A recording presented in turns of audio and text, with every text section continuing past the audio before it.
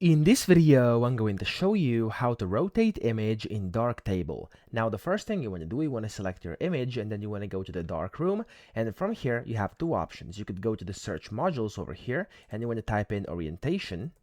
Just like this, there we go. As you can see, it says no rotation. You can enable this and you can double click on it, and here it's going to basically say transform, and you can go ahead and basically rotate for 90 degrees just like this in both sides or both directions. Okay, that's the first way you can do this. However, the second one is you could use your right click on your mouse button. So just hold down your right click anywhere on the image and then just drag with your right mouse click, and as you can see, it's going to give you some degrees on your photo. So what you want to do is just release, and then that's going to rotate your image as well. Now, it may be a bit tricky for the first time you're doing this, but you can get used to it very quickly and you'll be able to rotate your images that way using your right click and dragging around your image. So that's how to rotate. I hope this video helped you out. If it did, please subscribe to the channel and help me out as well.